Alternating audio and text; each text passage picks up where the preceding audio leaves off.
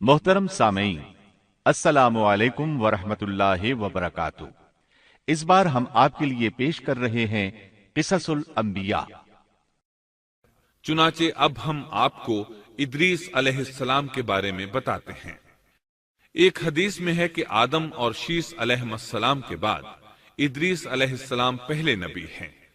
एक दूसरी हदीस में है कि इदरीस अलैहिस्सलाम पहले नबी हैं जिन्होंने कलम के जरिए लिखा और लोगों को किताबत सिखाई।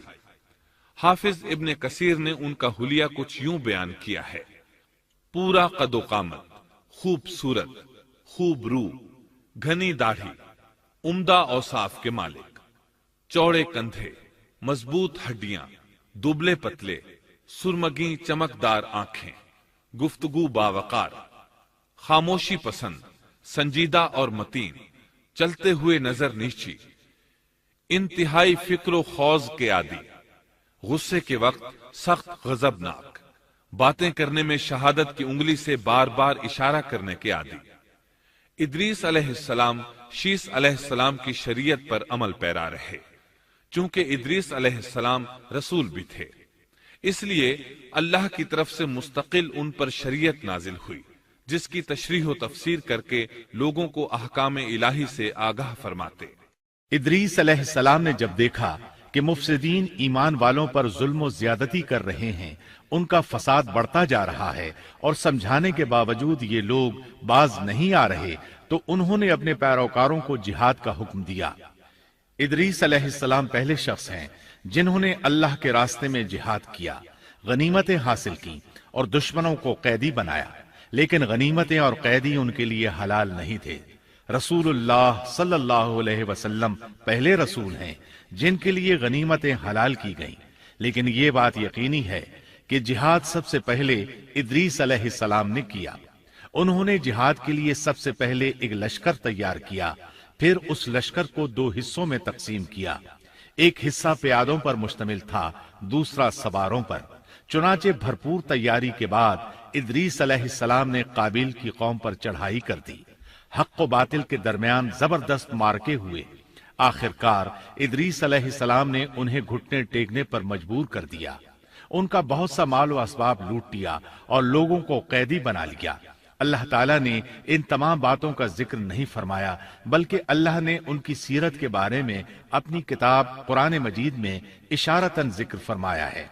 मसलन सूरह मरियम आयात 56 और 57 में इरशाद होता है, और इस किताब में इदरीस का भी जिक्र कर, वो भी नेक किरदार नबी थे, हमने उन्हें बुलंद मकाम पर उठाया।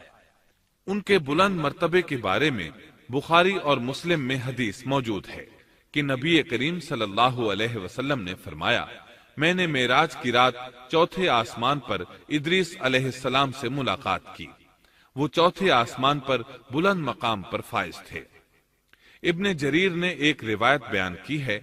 वो रिवायत इस बात की वजाहत करती है कि अल्लाह ताला के इरशाद वरफ़अनाहु मकानन अलिय्या से क्या मुराद है, इसका क्या मफहूम है। इब्ने जरीर के अलावा दीगर बड़े बड़े मुफस्सिरीन और मुअर्रिखीन ने भी इस रिवायत को जिक्र किया है, लेकिन इसकी कोई सही सनद नहीं मिल सकी। वो रिवायत ये है। इब्ने अबी हातिम वगैरह ने इस रिवायत को हिलाल बिन यसार से बयान किया है। वो कहते हैं, मेरी मौजूदगी में इब्ने अब्बास रज़ी अल्लाहु अन्हुमा ने काब रहमतुल्लाह अलैहि से पूछा, काब, इदरीस अलैहिस्सलाम के मुताल्लिक अल्लाह ताला के इस कौल वरफ़अनाहु मकानन अलिय्या, हमने उन्हें बुलंद मकाम पर उठा लिया, का क्या मतलब है? तो काब रहमतुल्लाह अलैहि ने जवाब दिया, अल्लाह ताला ने इदरीस अलैहिस्सलाम पर एक मर्तबा ये वही नाजिल फरमाई, ऐ इदरीस, तमाम अहले दुनिया जिस कदर रोजाना नेक अमल करेंगे, उन सब के बराबर में तुझे हर दिन अज्र दूंगा। इदरीस अलैहिस्सलाम ने यह सुना तो उन्हें ख्वाहिश महसूस हुई कि मेरे आमाल में रोज अफजूं इजाफा हो, इसलिए उम्र का हिस्सा तवील हो जाए तो अच्छा है। उन्होंने वही इलाही और अपने इस ख्याल को एक रफीक फरिश्ते पर जाहिर करके कहा, इस मामले में मौत के फरिश्ते से गुफ्तगू करो ताकि मैं नेक आमाल का ज्यादा से ज्यादा वक्त हासिल कर सकूं। اس فرشتے نے جب یہ سنا تو ادریس علیہ السلام کو اپنے بازوؤں پر بٹھا کر لے اڑا۔ جب یہ چوتھے آسمان سے گزر رہے تھے تو موت کا فرشتہ زمین پر آنے کے لیے اتر رہا تھا، وہیں دونوں کی ملاقات ہو گئی۔ دوست فرشتے نے موت کے فرشتے سے ادریس علیہ السلام کے بارے میں گفتگو کی۔ موت کے فرشتے نے دریافت کیا، ادریس علیہ السلام کہاں ہیں؟ اس نے کہا، میری پشت پر۔ موت کا فرشتہ کہنے لگا، مجھے اللہ کی طرف سے یہ حکم ملا ہے کہ چوتھے آسمان پر ادریس علیہ السلام کی روح قبض کروں، اس لیے میں سخت حیرت میں تھا کہ یہ کیسے ممکن ہے۔ ادریس علیہ السلام تو زمین پر ہیں۔ چنانچہ موت کا فرشتہ ادریس علیہ السلام کے پاس آیا، ان سے اجازت طلب کی اور ان کی روح قبض کر لی۔ انبیاء کو یہ امتیاز حاصل ہے کہ فرشتہ ان کی اجازت کے بغیر ان کی روح قبض نہیں کر سکتا، اور رسول اللہ صلی اللہ علیہ وسلم کو تو یہ اختیار دیا گیا کہ آپ دنیا میں مزید رہنا پسند کریں تو رہ سکتے ہیں، یا پھر رفیق اعلیٰ کی رفاقت کو پسند کر لیں۔ آپ نے رفیق اعلیٰ کی رفاقت کو پسند فرمایا۔ اس طرح ادریس علیہ السلام کی روح چوتھے آسمان پر قبض کی گئی۔ انہیں بھی عیسیٰ علیہ السلام کی طرح آسمان پر اٹھایا گیا۔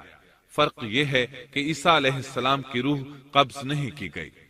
یہ واقعہ نقل کر کے کعب رحمت اللہ علیہ فرماتے ہیں کہ اللہ تعالیٰ کے ارشاد وَرَفَعْنَاهُ مَكَانًا عَلِيًّا کی تفسیر یہی ہے، لیکن درست بات یہ ہے کہ یہ اسرائیلی روایت ہے۔ ادریس علیہ السلام کی وفات ہو گئی تو لوگ فساد میں اور بڑھ گئے، ان میں شر پھیل گیا، تاہم وہ توحید پر قائم رہے۔ بت پرستی کا ان میں کوئی شعور نہیں تھا۔ لوگ آدم علیہ السلام کی وفات کے 1000 سال بعد تک توحید پر قائم رہے۔ ان میں فسق و فجور ضرور تھا لیکن شرک نہیں تھا۔ اللہ تعالیٰ کے اس ارشاد كان الناس أمة واحدة دراصل لوگ ایک ہی امت تھے کا یہی مطلب ہے۔